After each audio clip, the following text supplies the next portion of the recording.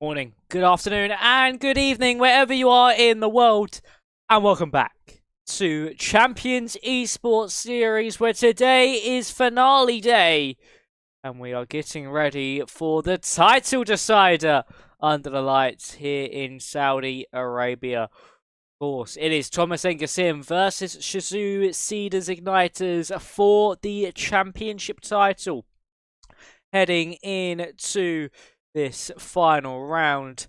And so far, Tomas Enge have one hand on the trophy, but anything can happen, and it could all change by the time we finish this evening. Round 12 of the season, the final round. So let's quickly dive in to the standings before we get underway.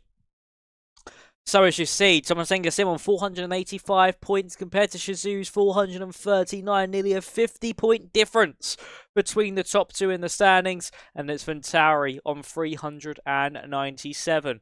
And it's Tartum and FER Campeonato. They're two of the closest teams throughout the field in 4th and 5th. Only a matter of 6 points separates those two teams in the battle for 4th. And then we have RSC on 246 and ECA on 226. There potentially could be a battle brewing between those two as well. Onib on 153, IRT on 84, and Azuri Esports on 73. And round out this field. But, of course, ladies and gentlemen, the big thing that we're all talking about, that we're all wondering, is who will come out on top in the title fight. Of course, for Tomas Enge, all they've got to do pretty much is finish the race and make sure Shazoo don't do a 1-2. So there'll be no risks approach from the Aston Martin outfit. Sorry about that, ladies and gentlemen. Just accidentally pressed the wrong camera screen. But yeah, it'll be all about, of course, Tomas Enge bringing this one home. Just making sure they get this one to the checkered flag. Whereas for Shazoo, they've got to go all guns blazing. They've got to go no risks. No risks, sorry? All risks, should I say. They should go all risks because they have to try and get this reward. They're not going to be able to lose second place if it all goes too badly. But it should be all about them going full guns blazing and trying to take this title. They did have its Van Pookie racing for them, but a late substitution means Lewis Blore has substituted in for its fan. So that is something we can look for in the next. Of course, something we can look for and potentially point to as an opportunity for Tomas Enge to capitalise even more is the fact that they've not got the esports driver racing. Got Lewis instead, who is still a very fast driver, but that they don't have the prime opportunity to at least pick up a race victory. Of course, we are just waiting to get underway in the lobby, just waiting for some drivers to join up in the session. We were just about ready to go, and then unfortunately some of the drivers disconnected, so we are just still waiting for them. Of course, if you're new here, the format is a 18-minute qualifying followed by a 50% race, and we'll have a lobby restart between qualifying and the race. So make sure that the lobby stays smooth, and in case there's any penalties, we can get them all sorted out and then go on our merry way into the main race. And we are just nearly about to ready up. But, of course, for Derails Langrock and his teammate for this evening, who is Tomasetto Alaya, they have one goal in mind. And that is to finish this race in a good position. Even if it's a top 10 finish, they won't care, they'll be champions. That's the main point. Of course, there's no drivers standing, so it is all for the team. So they just need to finish this race. If I was one of them, I'll be taking this with no risks at all. Just making sure I bring the car home in a very, very decent position as the drivers are now readying up. We'll be heading trackside shortly. And we'll be getting underway for this evening's action, which is surely going to be a blast here in the desert around the JEDDAH Corniche Street circuit.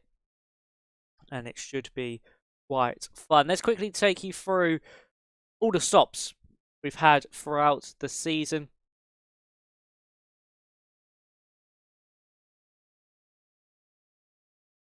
Which, of course, this season started in Australia. Of course, with the Qatar qualifiers, the first round was in Australia. Well, of course, we saw the early rise of Shazoo with Francesco Largo. And it all certainly kicked off from there. Then we went to Japan, and it was a break week, Texas, Belgium, then the Christmas break. And then since then, it has been a real slugfest between Shazoo, Venturi, and Tomas Enge Sim. Of course, we had Austria, where Thomas Enge Sim won. Then Silverstone, where we saw Shazoo win. And then Azerbaijan and Mexico, where we saw the back-to-back Venturi wins.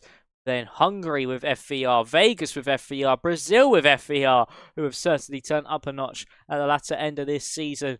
And then here we are at Saudi Arabia. Would it be 4 in a row for FVR to round off the campaign, which would be very nice for them, for FVR Campeonato? Or will it be a different team who will come out on top? The drivers are now just getting ready to head trackside. We have got underway into qualifying. The drivers just loading into the session now. Who will be the first one out onto the circuit? We'll head trackside in a quick moment's time. But of course, so for Shazoo, we have Lewis Bloor and we should have Gabriel Quintino as well. But he's not joined the session so far, so potentially having some issues maybe for Gabriel Quintino. And that really does weaken the chances of course, Shazoo in their championship fight. But we do now have drivers heading out onto the road. So let's head trackside. And the first driver around seems to be the RSC driver of Teshubi. So let's now head over to the JEDDAH Corniche circuit.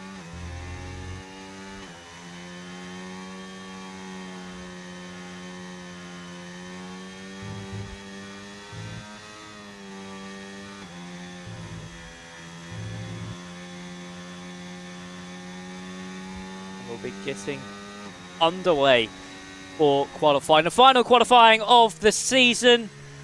Potentially the final qualifying for CES on this current game cycle. And of course, we are going to head over onto the same game into F1 26, but onto the same car model, should I say, instead. Of course, we have a lobby restart after qualifying.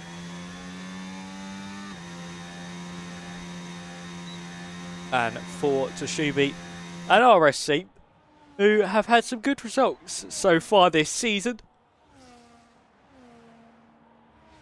it certainly can be another strong evening for them where they're not in a championship fight. And for Teshubi, he's now going to make his way up into that final corner. It's underway here in Saudi Arabia. The final qualifying of the season starts now. We have a yellow flag set free for everybody, just backing it up. And DRS is now open for Teshubi, of course, heading down into turn 1. You'll be braking at around about 100 meters down to third gear over that inside apex curb, then just rolled it through turn 2, back on the power nicely as you just want to maximize the amount of exit you get through turn 2 as you now head into 4, keeping away from that wall because it will take off your front tyre as you now head into the S section. Make sure you avoid the depth curb on the left hand side. If you get onto it too much, it will drag you across it and you will ride it to your doom. And for Teshubi, a big wobble, and unfortunately for him, that's going to be his lap over and done with. And for Daniel Hope, he's now just behind him as he's now making his way into turn 12, down to 4th gear, bringing the car slowly back up. Easy to drop the rear on the exit of that corner. And onto the brakes once more, down to 5th gear, back on the power, and then running out wide as you head through turns 14 and 15. And now heading down the twisty next DRS straight, which leads you all the way down to turns 22 and 23, braking at the black box, down to 6th gear, try not to go too far wide to invalidate. Lovely stuff there from Daniel Hope, kept it within the white lines.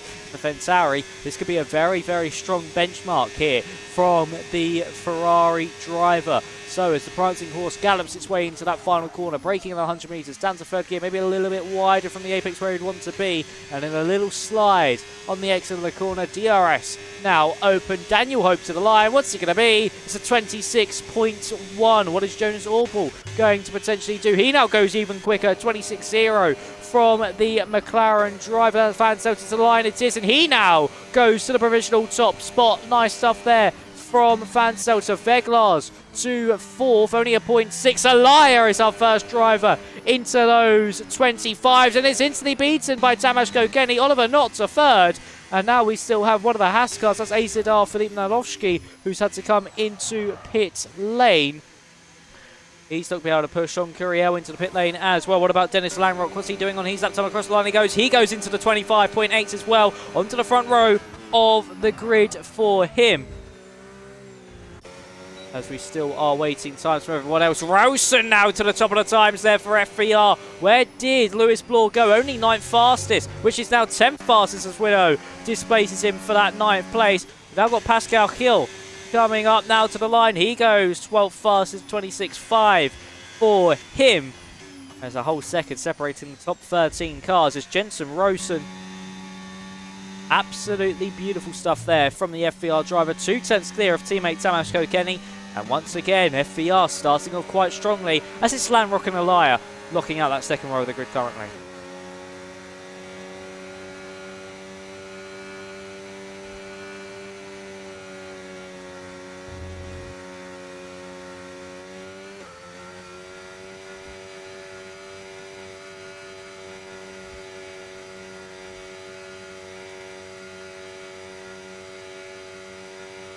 So as we finish those first runs of the session, it is of course FVR on top, then Thomas Enge in perfect position, 3rd and 4th to wrap up this title. Who do we have? Is Odin potentially on a lap time? No, he's going to be coming into pit lane. We do have Damien Curiel on an out lap, same with Nalovsky and Teshubi. Teshubi's a little bit further round, of course. He made that mistake. He was the first one round on those opening tours. He made a mistake heading through the first sector, had a big rear snap. That cost him dearly. And it's now looking to go again to try and get a benchmark onto the board. So then, with Teshubi, DRS will be open now with following the battery as well. Heading down into that first corner, it'll be braking at 100 metres and down into 3rd gear. Nicely done over that first apex curve. Marcel Paps, of course, joining the session, serving his qualifying ban with a retirement. And he at the moment will start 18th fastest. Teshubi now through 4, 5, and then into the S section. He could be able to make it through a lot cleaner this time around than last. It's nicely done through the first part. This is, of course, where he had that snap. This time around makes it through cleanly. What we're looking like in the first sector here for Teshubi is going to be a 31.7 from the V-Carb. As we now make our way through turn 12 and into 13, which will then lead to 14 and 15. It's late to the brakes at the 50-metre board. Runs the car nicely out wide and using the curb, and then as close to the wall as he possibly dares without touching it. He opens up that DRS once more. You have McLaren in his way. That'll be of Jonas Orpel just in his way on that out lap. A purple middle sector apparently here for Teshubi. This has been a very nice lap though. You can see he's carried a lot of momentum through it as well. Now onto the brakes. Down to 3rd gear. Slowly bring the car around, and then it'll be all about the DRS. Getting it open, getting it the drive to the line. Is this enough to battle with Rowson? No, it is not, but it's enough for the 3rd row of the grid. 5th fastest there for Teshubi. A 25.9, only 6 cars in the 25 so far. Very respectable lap time indeed. As Damien Curiel for, of course, TRT Tartan ResTech And their battle for 4th place in the standings over FVR, who at the moment are certainly going to be taking that 4th spot. There's a yellow flag in the first sector. I think that's just for Shubi getting away. Curiel to the line, goes second fastest. Nice stuff there from Damien Curiel to put himself onto the front row of the grid provisionally. What about Filip Nalowski, who's going to be making his way through the final sector? He's invalidated. We'll head over to Jonas Orpel, who's up by a 10th of a second in the first sector and is looking to break into those 26s.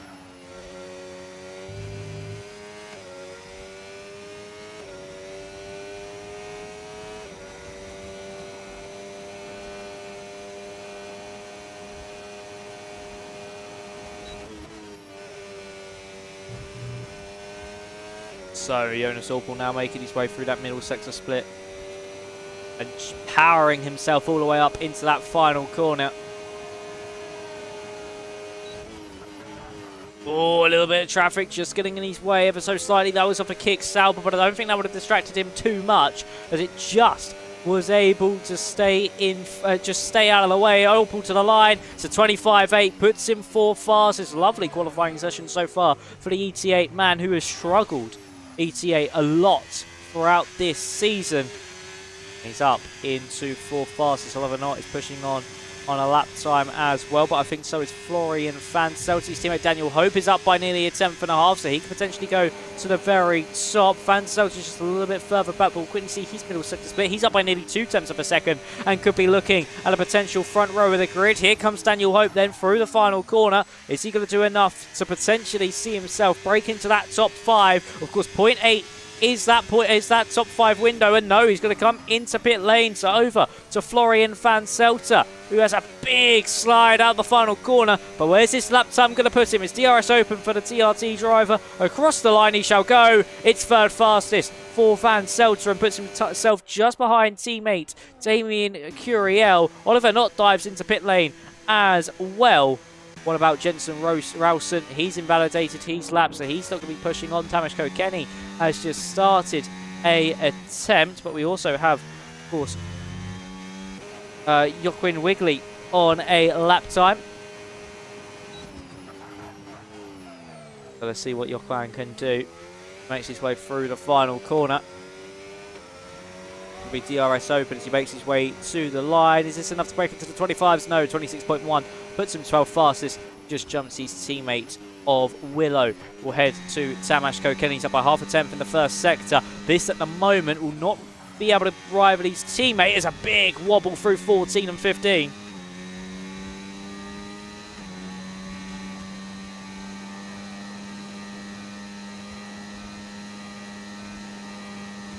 And into the middle sector split. It's Langrock now goes quickest of all. Spectacular stuff from Dennis Langrock to put it to the top of the times, but only just by 0.05 of a second. Kokeni only minimally improving. Could potentially see himself onto the second row of the grid if he's able to jump Fanselt. But for Dennis Langrock, that is a spectacular lap here in the second runs of qualifying. I don't think his teammate Tomasetto Alaya is pushing on. Its DRS open now for Kokeni to the line. What's he going to be able to do? He now goes to the top of the times. 2/10 found in the final sector, and he is to that provisional pole spot by around about 200ths of a second. Spectacular stuff there from Tomas Kokeni. Alaya was pushing on but invalidated. He found a 10th and a half on his previous best. That would have been enough to potentially rival Damien Curiel for 4th place.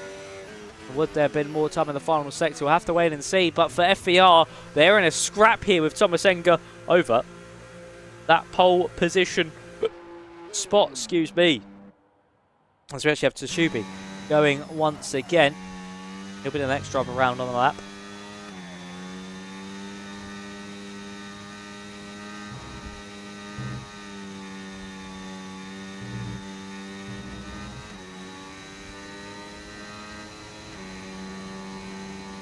Up by 2/10 in that first sector. Tsubi with a monstrous first part of the lap, nearly 3/10 should I say, as he's going to be actually on par with Tomas Kokeni already. This could be a spectacular lap here from the RSC driver as he makes his way through 14 and 15. Just to look how much momentum he's able to carry through those corners. Of course, Kokeni had a slide through there. That would have certainly scrubbed off a lot of speed and lost him a little bit of time. Through the middle sector split now for Tsubi. He's lost a bit of time though. He's a 10th and a half down Sorry, 10th and a half up.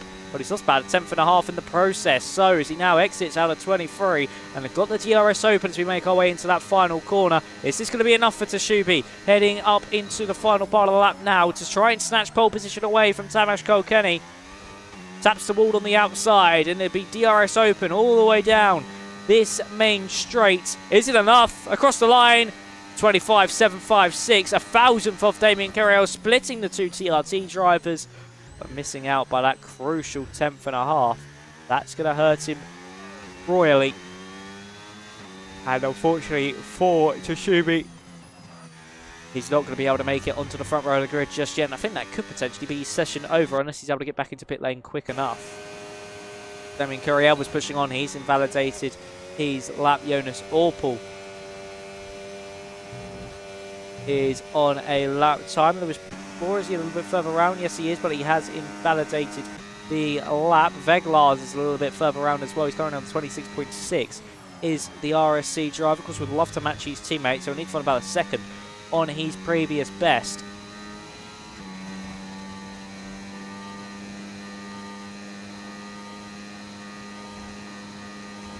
And he's up by only around about 0.2 of a second, so Veglars, unless he made a big mistake in the final part of the lap, this could be disastrous here for the B car. Aiden Evans has joined, so JEDDAH have their whole lineup now in attack.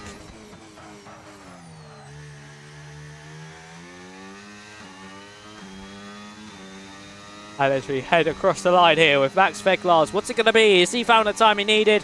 He found half a second, and it puts him 10th fast. It's a 26.073. A respectable lap time there from Max Veglars. I don't think we've got anyone else really pushing on the row. We might have Nalowski, yes, who is pushing on, but he's invalidated once again. Willow's just come out on an outlap. It's just making his way through the final sector now. Let's now see what Willow can do. Currently on a 26.2, about a 10th behind his teammate Vigley.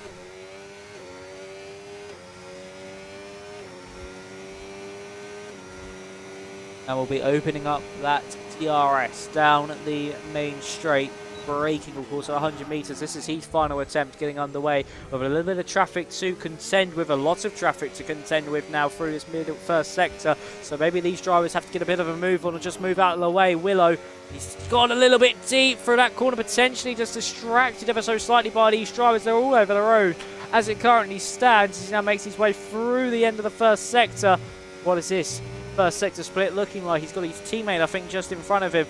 First sector split, he's up by half a 10th, and Wiggly doesn't get out of the way! Yokwan impedes his own teammate.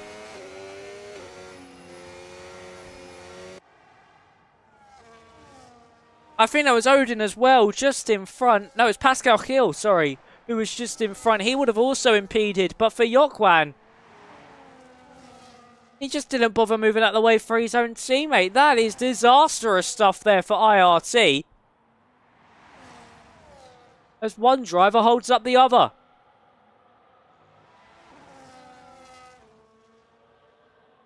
Veglars has retired from the session. No time left for him to go around this circuit.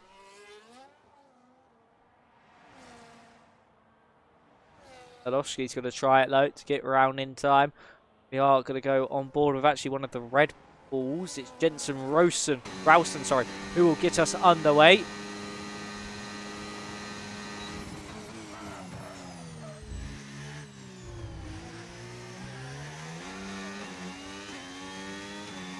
See what Jensen can do. He's late on the brakes into turn 4. Look how much speed he just carried through there. Of course, this was his banker lap time, Jensen, which has put him third place so far. It's a very strong lap time. Drivers only just being able to marginally beat it compared to, well, marginally beat it so far. And through the first sector split, he's up by a 10th of a second already. So for Jensen Rowson, he's still cracking on strongly. He's not gone as wide as other drivers do through turn 12 and really climb up against the wall. He takes a more narrow exit to the corner through 15. Nicely done through there as well. Open up the DRS to end off the second sector, and the middle sector split just coming up shortly. So what's this going to be for Jensen Rowson?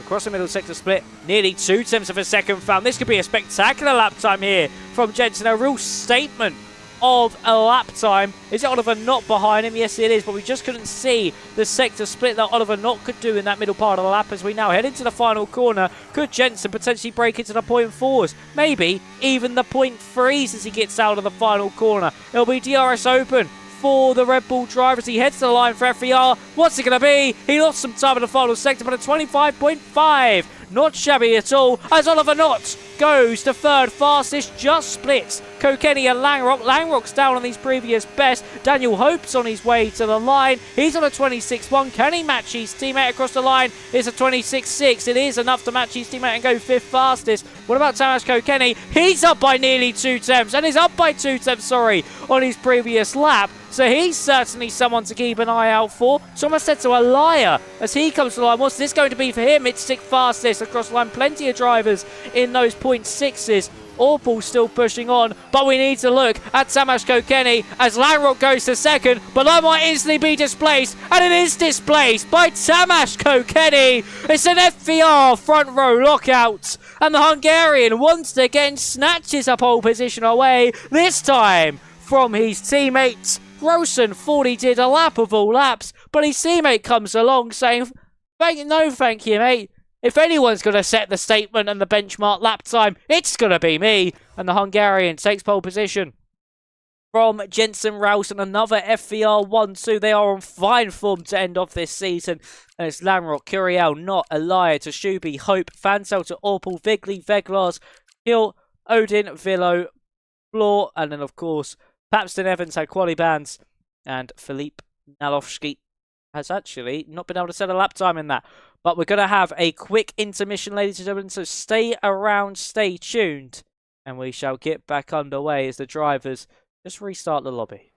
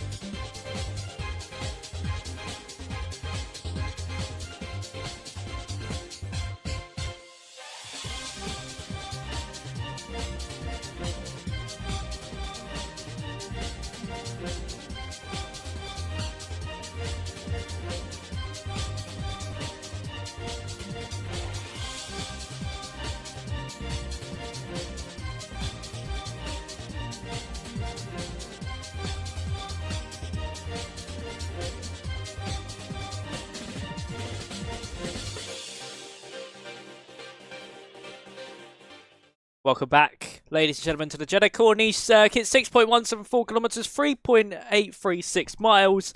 And of course, the most turns of any circuit on the calendar with a whopping 27. The fastest street circuit in F1. Of course, with 3 DRS zones. 1 down the main straight, 1 in between the exits of turn 15. Also, sorry, turn 17, should I say, sorry, and turn 22. And then, of course, finally, turns 23 and 27. Plenty of overtaking opportunities around this circuit, not only at the aforementioned DRS zones, but also into the likes of turn 13, and also into potentially turn 4 if you get a nice run out of turn numbers 2 and 3. A very interesting circuit, of course, with plenty of direction changes. One where the drivers are really tested and put on to the absolute limit. But let's head trackside just before we get underway here for the main Grand Prix.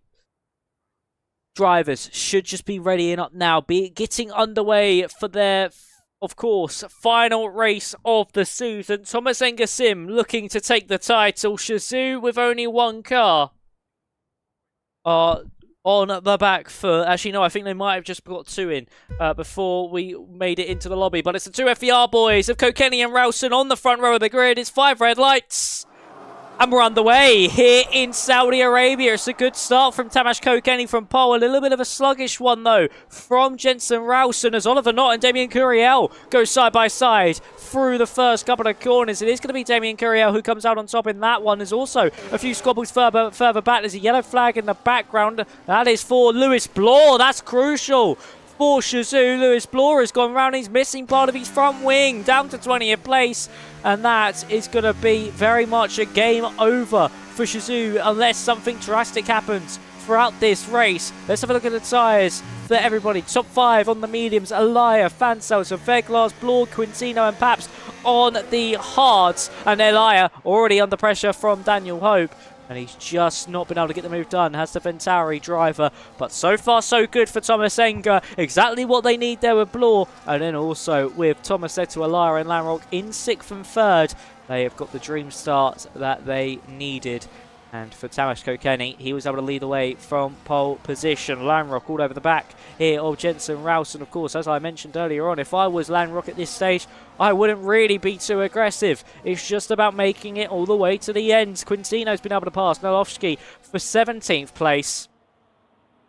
We now head into that final corner. Here comes Lanrock round the outside of Jensen Ralston and just isn't able to get the move done. As we now tuck up one behind another with the slipstream heading down that main stretch. There should be an awful squabble in the background. DRS will now be enabled, of course, with 3 wide. Heading down into turn 1. Ralston's been boxed in by his teammate Kokeni. Lanrock tries to sweep around the outside. It won't be the inside for 2. And then as we exit out of the corner, it's Ralston still on the inside line now for turn 4. Is he going to back out of things? No, he is not. Lanrock's not going to give this one up too easily either. He goes off the road. Less invites Damien Curiel into the fray. But unfortunately for Dennis Lanrock, he's able to get the move done on Ralston. He's now under an abundance of pressure from Damien Curiel, who just has to sit behind. Of course, a 25-lap race here this evening. There's a lot of drama on the lines.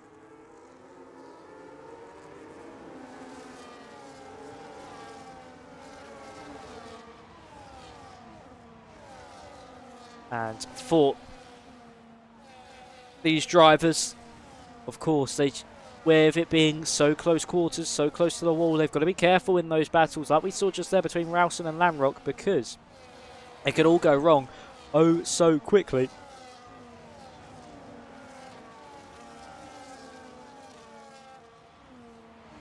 And now for Dennis Lanrock. He's all over the back of Jensen Ralston once again. He's just oh so quick for the middle and final sector. And he's gone for the good old switcheroo into that final corner. Not able to get the move done. Hope was able to get past there on Tomas Etu Elia. They're still side by side making their way now down the main straight, but it's Daniel Hope who comes out on top. Here comes Dennis Lanrock onto the brakes. And he's just not able to get that move done, is Dennis. Lewis Bloor picks up 10 seconds and he retires from the race. That's it for Shazoo. It is all over. Tomas and Enge will be your champions at the end of this one. There is no chance they falter onto this one as Alaya has gone off the road while trying to battle with Tashubi, and Tashubi not able to get the move done. And Alaya really struggling at this stage on those hard compound tyres. Maybe the alternate strategy not the way he would want to go. He's actually, I think, just let Tashubi through. Maybe thought that was a little bit naughty that way he kept the position. He drops down to 8th place with Veglar's, Vigley, and also Willow now all scrapping away as Florian Van Selter and Jonas Orb also go side by side just in front of these guys. Here comes Willow to the inside of Veglar's. There's some slight contact between the two. Veglar's off the road, and Willow with a slide, and he's in the wall! IRT Willow trying to battle tooth and nail with Max Veglar's. Gets a little snap out of 14, puts it in the wall and loses some of his front wing, and that's going to be IRT down a car in this battle. And for Tomas said to a lie, he's still trying to come back here onto Tashubi. Does come back here onto Tashubi as we look at the front of the field as well as Kokeni, Ralston and Lamrock covered by, at one stage, it was less than 3/10 of a second. DRS now open for both Ralston and also for for Ralston and also Dennis Lamrock, as we now make our way into the braking zone of turn 1. It's Lamrock looking to the inside. Ralston able to hold on for now and gets tagged as Lamrock. He tried the up and under. Curiel was not expecting it, and he went into the back there of course, Dennis Lamrock. And Damien Curiel lucky to escape with no damage. And of course, Lamrock lucky not to be sent spinning round.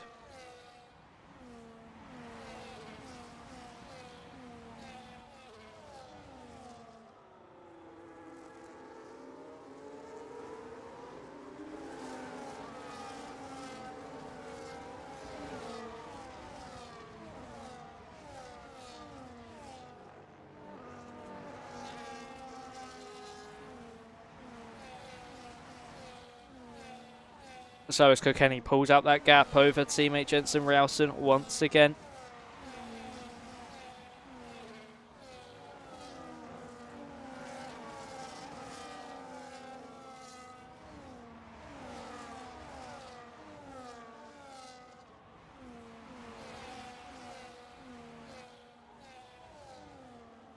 And heading into that final braking zone once again. A little bit of a look from Dennis Lamrock, and that's now put him on the back foot against Damien Curiel, who might be able to get the move done this time around. Look at that, Lamrock having to defend aggressively to the inside line. Curiel now trying to go to the inside. He did find the gap, but he's just not going to be able to pull this one off, and that's inviting Oliver Knott now into the fray and into the fight. He's not able to get the move done either as Curiel looked to the outside, but Lamrock had that one covered.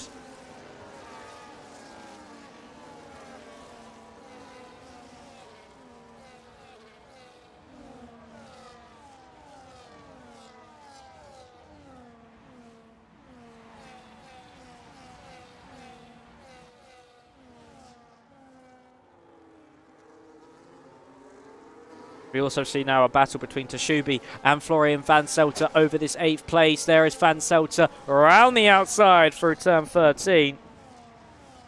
And he gets the move done.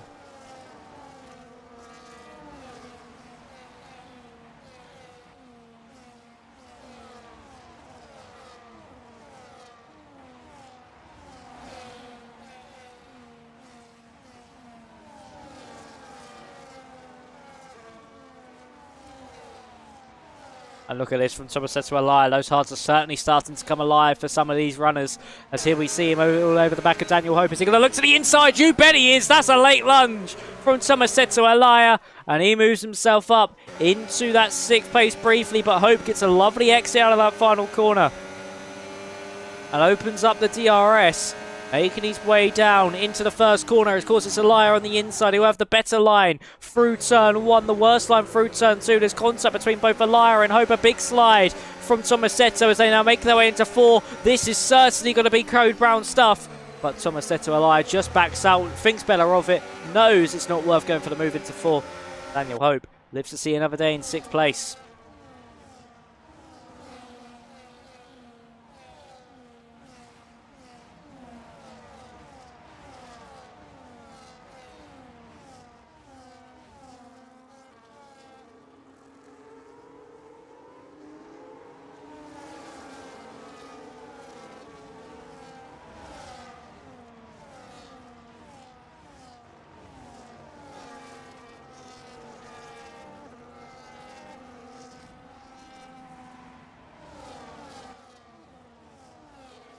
So as we now see Tomas and Alara actually come under the pressure from Florian Vanselt, who's now going to go for that move into turn 22, but Alaya later on the brakes, but runs wide, he's off the circuit, and that's now meant that Florian Vanselt can get the momentum once more as we now head up into the final corner. It's all over between the top two hard runners. Is it Vanselt or is it Alaya around the outside? Will go Florian nearly into the back of Daniel, will go Tomasetto, and once again Alaya able to hold on.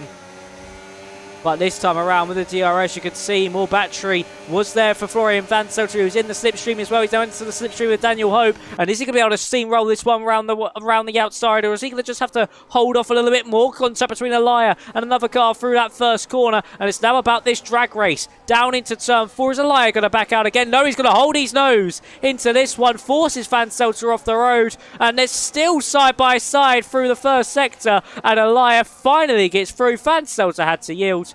And he's up into 7th place. And stays in 7th, of course. Florian Vanselt stays in 8th.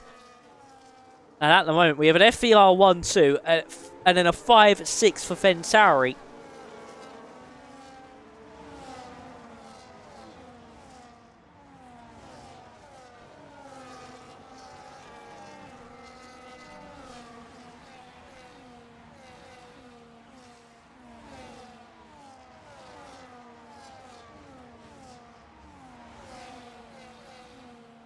So at the front of the field, we see Lanrock starting to clamber all over the back of Jensen Ralston once again.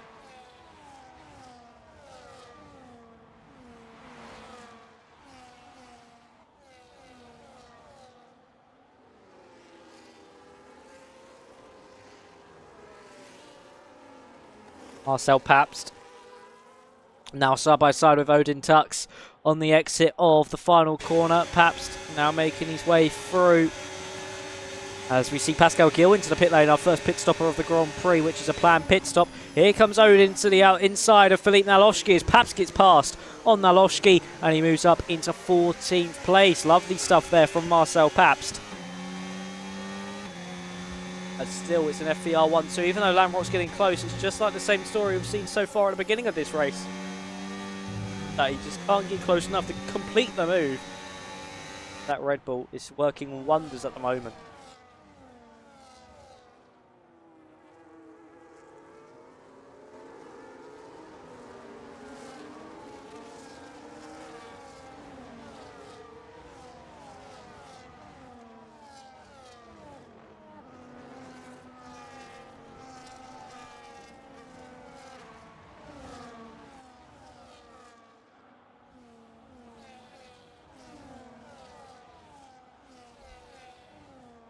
So for Jensen Ralston, once again coming under pressure from Dennis Lanrock through turns 22 and 23. And he gets a nice run actually this time around through 23. And I don't think Lanrock is going to get close enough. And he's actually starting to pull away from Dennis Lanrock briefly before the Aston Martin slowly starts to reel in that Red Bull once again. As we see Quintino past Max Veglars, of course for Shazoo, is now just trying to hold on to this second place in the standings. As we see a switch for the race lead, it is Jensen Ralston to the outside of Tamas Kokeni. We have a switch between the two FVR drivers. That would have been planned. They would have said to swap round. And it is Kokeni who, of course, drops down to second place for the first time in this race, but it gives him the time to save the battery. Maybe hold off Dennis Lanrock behind and allow Jensen Ralston to potentially now have an attacking moment, just start pushing on clear.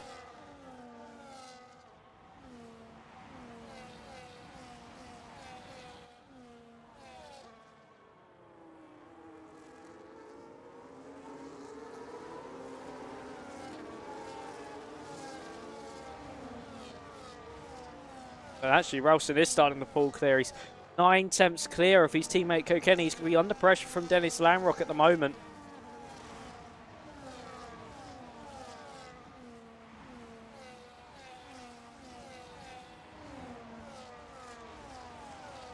And he's just been able to stay within that DRS as Tamas Kokeni. He'll now have that momentum all the way up into the final corner.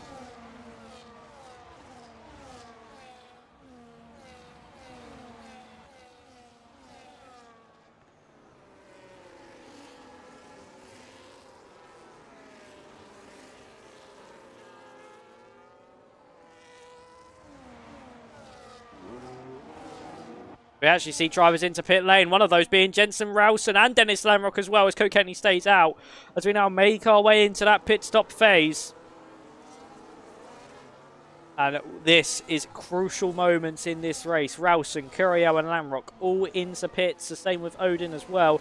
How strong is this undercut? And will Kokeni come in this lap, or will he stay out for one more? Expecting, because his teammate came in, he'll stay out for one more. Of course, no pit lane rules means that potentially Lamrock has been the opportunist, as he now exits out into turn 4 and just wasn't able to pull that one off against Jensen Rowson. But he used his knowledge of the fact we have no pit lane rules here in CES to try and capitalise out of turn 1. And unfortunately just wasn't able to pull off the move heading into turn 4.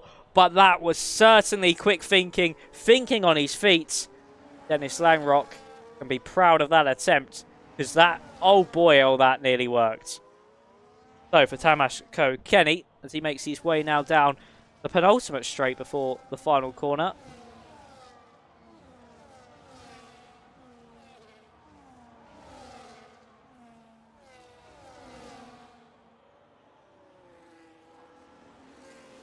He'll get the drive now all the way down into potential pit lane. No, it's not going to be the pit lane. It is just going to be staying up for an extra lap. Is Oliver not in? No, he is not. What about Daniel Hope? No, he's not coming in, but Tashubi is.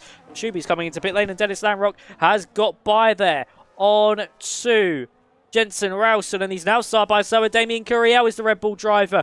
Lamrock actually giving Curiel a little bit of slipstream to help him out in this attack against the FVR car, and they're both gaining on two. Dennis Lamrock is free wide into the first corner. It's Curiel to the inside. Spectacular stuff from the Mercedes as he makes his way into the race lead, but no, Lamrock cuts across the road, and that's allowed Curiel to drop down to second, but there was a legal overtake for Lamrock, and he takes now the net race lead. Spectacular battling. Curiel went deep on the brakes. He gave enough room for Lamrock, I feel like, but Lamrock had to slowly cut off as well, just didn't have the rotation, and Rowson drops down behind the pair of them, and Curiel gets past two cars in one braking zone.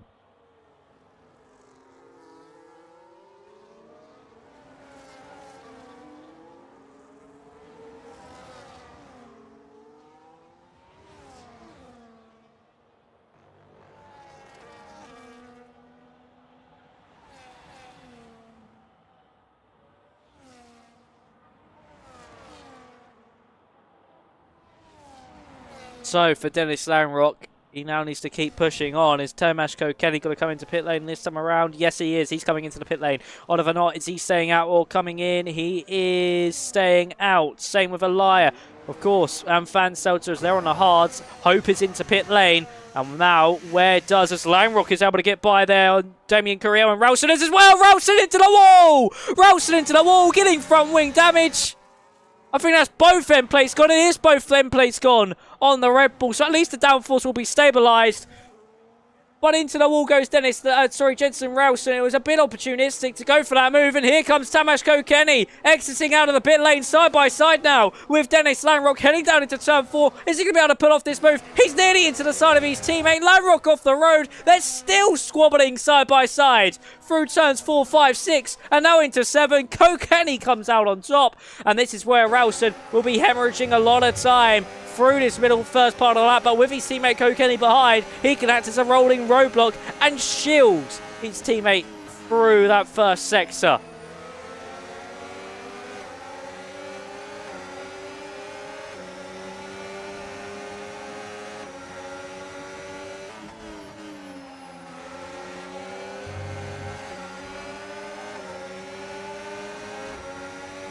This could be a very interesting race from this point forwards. As here comes Damien Curiel. We saw Fansel to try and move an Elia here. Kokeni's got past his teammate of Jensen Rowson, who will then pick up DRS potentially.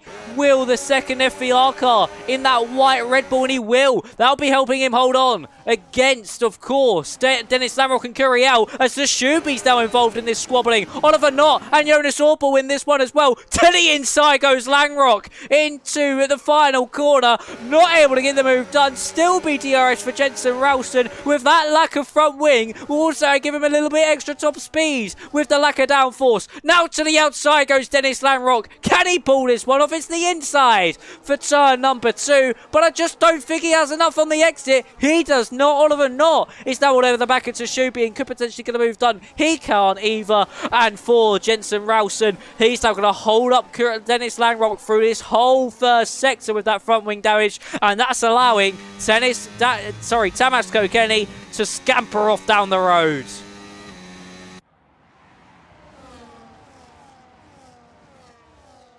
Look at the train. Look at the bottleneck that is being formed here from Jensen Rowson. It's already 2.3 between himself and his teammate Dimian Curiel. Could potentially get involved in this one too. Of course, FVR fighting for 4th in the standings against TRT, so they need to keep Lamra behind, and I think Rowson's into the wall again. He is. He's missing 4 of that front wing. Jensen Rowson, it's disaster for the FVR driver, who was doing so well in the early stint of this race. That front wing damage has really killed his momentum.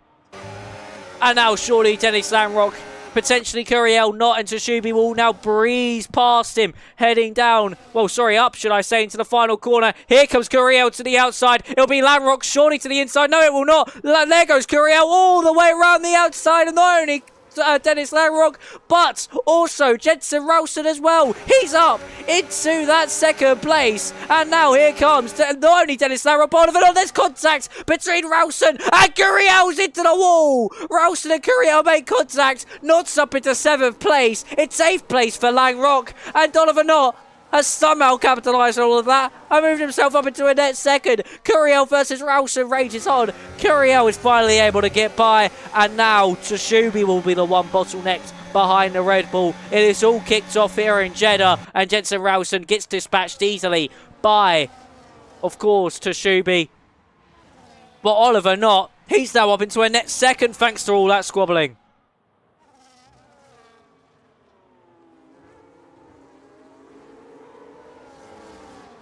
Daniel Hope has been sent down the order, not only behind Odin, as Jonas Orpel's potentially made a mistake as well, as Odin's actually been involved in that one too.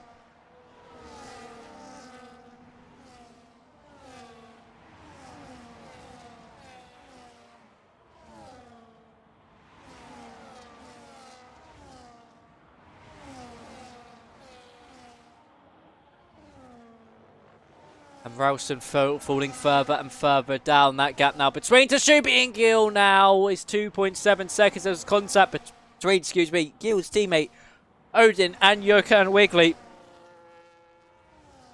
Just look at it back here. It's, oh, that is Filip Nalovsky. He's into 4 cars. Made that 5. His own teammate through the final corner. Bowling with Nalovsky through turn 27. I know that Jensen Rowson's car is certainly white, but it's not a bowling pin, Philippe, as Evans into pit lane and retires. Nalovsky retires. He not only killed his own race, but his teammates as well. Jokan Wigley also into that one. And oh my god, I don't know if he missed his braking point, but he hit 5 cars, in one corner. That is absolutely insane there from Filip Nalovsky. Turned into prime Valtteri Bottas.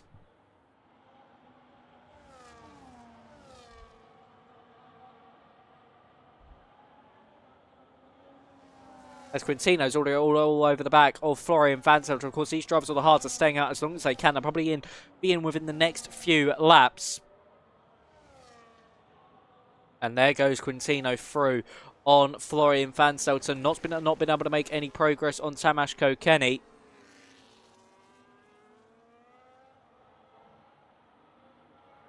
And Filip Nalovsky actually saying his brakes failed.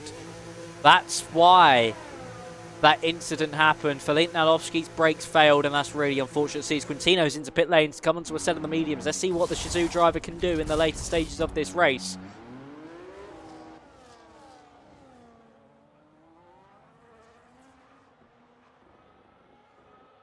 Where does he come out in relation to the rest of the field? Is he ahead of Daniel Hope? Yes, he will be. How far off Tashubi is he? Is Daniel Hope, I think, has actually gone round. He's gone straight on.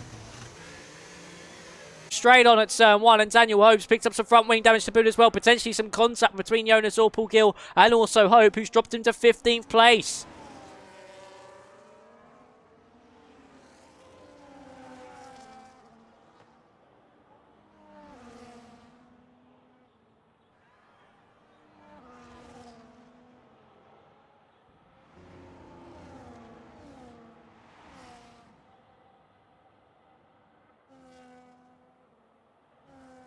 Absolute chaos here in the season finale.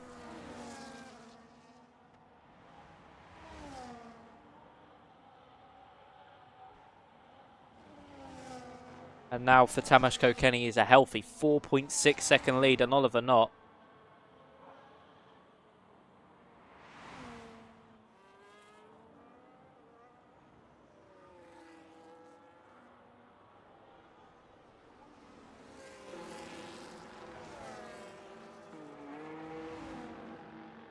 As, of course, Oliver not really been able to make any inroads. Elia, Fanselter and Paps now into pit lane. And Quintino's actually already onto the back of Tashubi there. And he's going to make his way, surely, through these drivers quite easily. As he's really got the undercut on Fanselter, Elia and Paps. He's only in the pit lane for 1 lap shorter. He's only done a 1 lap undercut. He's come out around about 2 seconds clear of his main rival in that one, Florian Fanselter.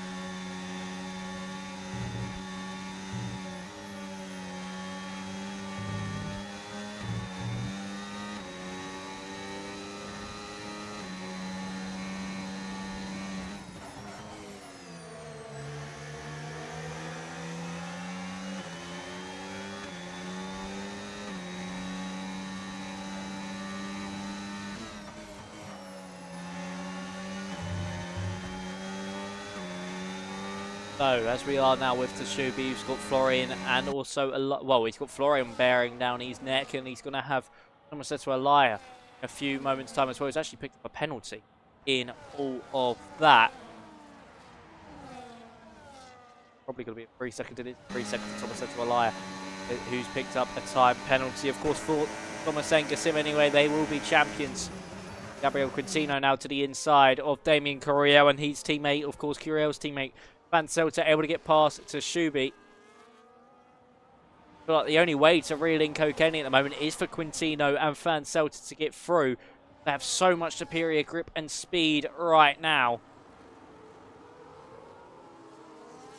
Marcel Paps now looking to the inside of Pascal Hill, and he actually is able to get the way through, and same with Fanselter, who's probably just allowed by there by teammate Damien Curiel. Of course, they battle for 4th place.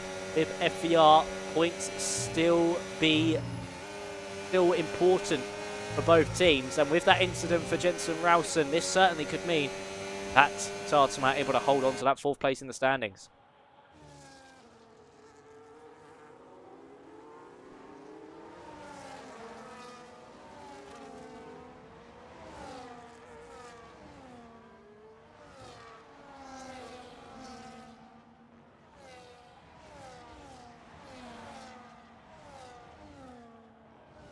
So as we head to the front of this queue, actually, Lamrock's nearly out of DRS range from Oliver Knott. Quintino's actually all over the back of him now, heading into the next couple of corners, 22 and 23. Luckily for Lamrock, he's still got DRS to Oliver Knott in front of him.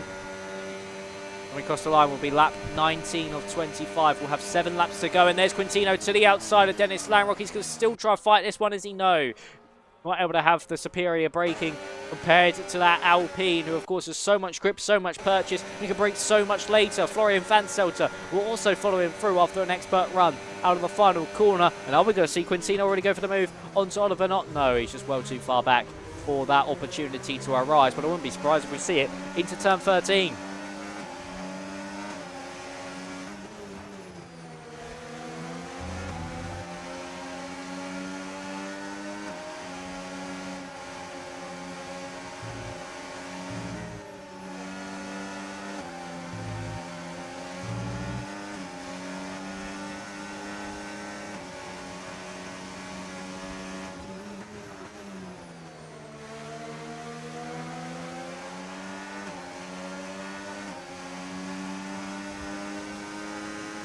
And now, of course, pushing on.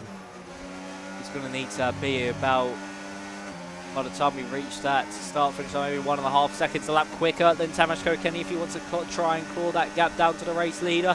It could be an FVR sweep of 4 in a row here as Elia now gets past Tashubi. And he'll now set his sights onto Damien Curiel.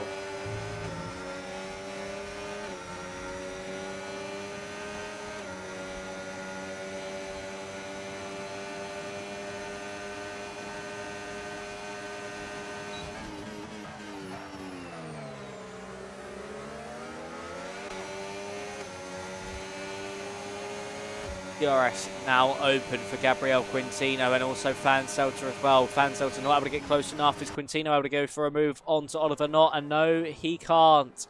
Not in a great position for second place here for Ventari, and in a great position to help Tomas Kenny as well, because he's just holding off these two medium runners for as long as he possibly can. And that was Quintino nearly into the wall out of turn 5. Dennis Lanrock now back within DRS range of Florian Fanselter. These mediums might slowly be starting to wear for some of these yellow walled compound runners.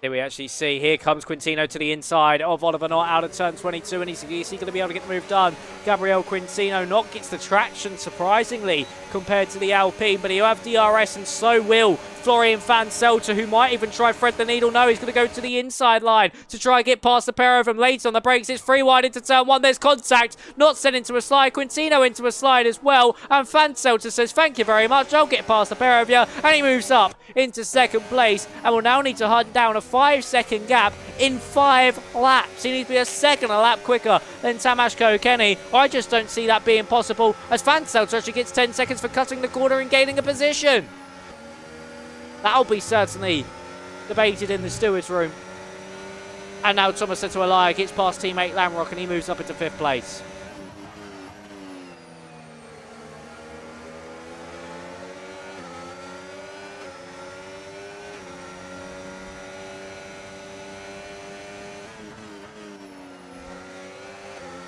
Willow with 3-second time penalty now to boot as well.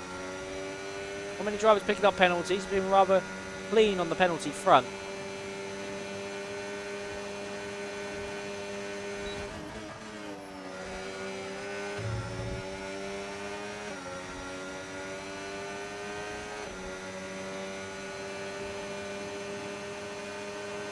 And at the moment for Florian Fanselter, he's 4.6 seconds behind Tomas Kenny.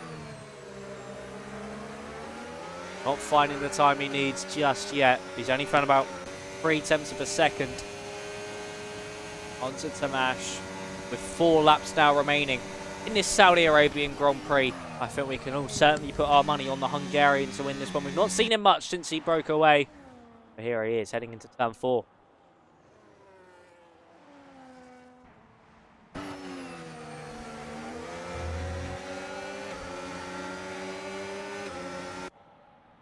So Elia able to get past Oliver Knott for that 4th place. Got the superior run out of turn 3. Able to get the move into 4. Now got to set his sights onto Gabriel Quintino, who has done a superb drive from the back of the grid. As Quintino, he was last. Now up into third. Let's have a look at the position gained actually throughout this race. Look at that, 17 for Gabriel Quintino. Brilliant strategy from him. Elia up 2, our biggest losers. Oh, of course, Jensen Rowson down 14. That's crucial for FVR, who potentially could have taken a look at the 4th place spot in the championship. 7 for Florian Fanselter as well. 7 for Pabst. Down 6 for both Hope and Vigley.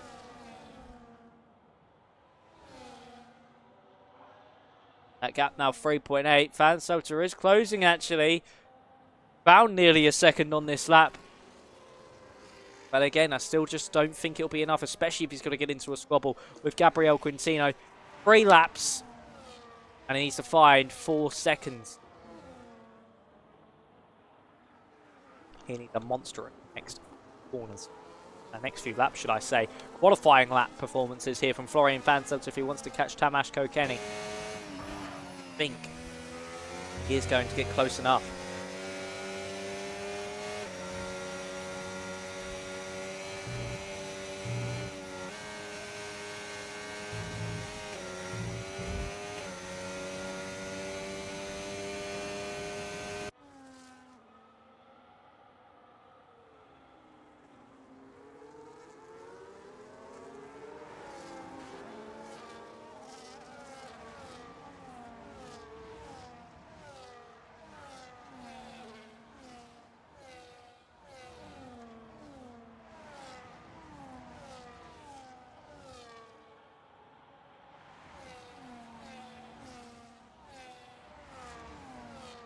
Florian Fanselter still being able to hold on to that second place, and he's not found any time throughout the course of this lap, so I think it's going to be over, and this is just a battle for second now. Of course, we're going to treat Fanselter as a contender in this one. Even though he's got that 10-second time penalty, he can easily be removed if it is found that he did not go off circuit illegally, or he was forced off into that scenario. Picks up the position naturally. So as he tucks out of the slipstream, we got Quintino all over the back of him with DRS now open down that main straight. He's got Elias still raging on behind him. Lap 24 of 25 now. 2 more laps remain in this Grand Prix.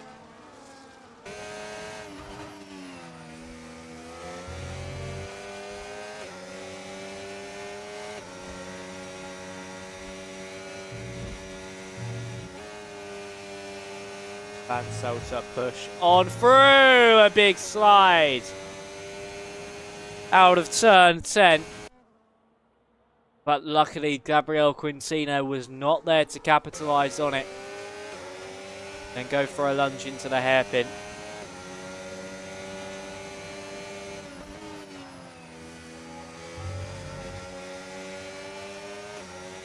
But, of course, we've got one more tour after this one, and Quintino and Eli will surely want to get by on to Florian Fanselter. As Tashubi's actually been able to get past on Damien Curiel as he moves himself up into 7th place. Grand Prix. 2 to go. Once Kokeni crosses that line, we have one more tour of the circuit. He's set for the race victory. But who is going to come out on top in this battle for second place? Will it be Quintino? Elia could not potentially get involved if there's some last corner drama. So Dennis Langrock too. DRS now open down that main straight here for Gabriel Quintino. He's going to get closer and closer. He's going to look to the inside line. As he know he is not. Fanselter is just able to stay ahead because Quintino is playing the long game. He's waiting for that final corner to get the move done.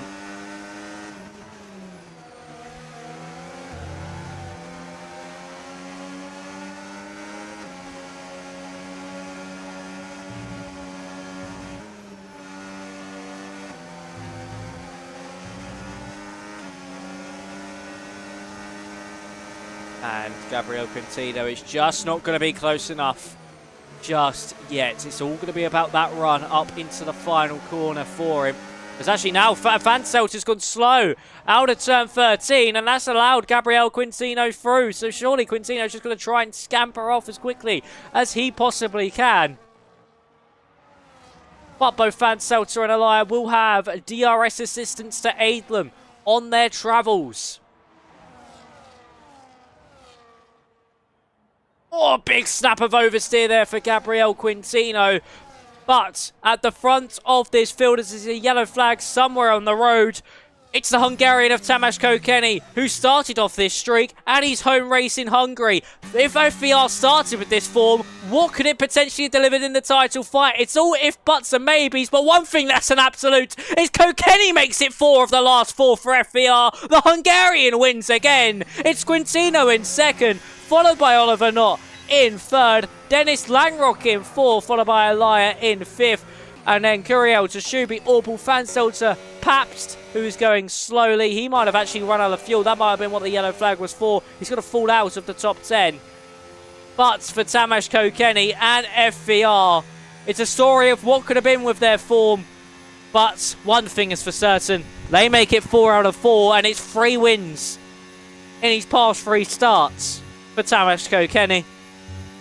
Spectacular stuff from the Hungarian, as he has somehow been able to find his way into another position to take a race victory. And with that result then, of course, as well, Tomas Enge are your team's champions of the world here in Season 2 of the Champions Esports Series. After a grueling fight with Shazoo, Tomas Enge come out on top.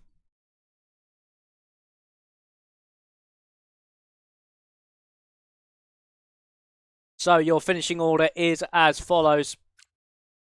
It's Kokeni, Quintino, Not, Langrock, Elia, Curiel, Tashubi, or Paul Fanselter, Odin. And it's Paps, Veglars, Gil, Hope, Willow, Vigley, Ralston, and rounding out your classified finishers. And then it is Evans, Nalovsky, and Blore who round out the field and your non-finishers for this evening.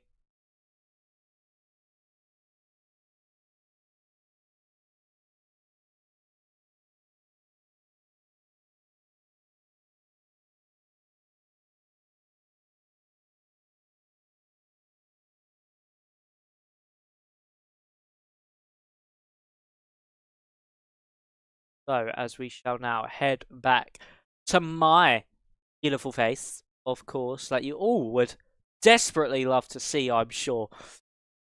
That was a spectacular drive as well from Gabriel Quintino for Shazoo. He really did race there. Oh, sorry about that. But yeah, he did put off a very nice race there. Was able to really capitalize on the strategy that he had in front of him and was able to see himself sail off with Fanselter at the beginning on that hard tyre and then was able to claw his way back through the field. So big congratulations, Gabriel Quintino, on that one. But, of course, that is season over. We've had some highs, we've had some lows, we've had spins from the leader on the final lap where they've taken out their teammate, and we've had some bowling in the final race, which involved 2 teammates as well.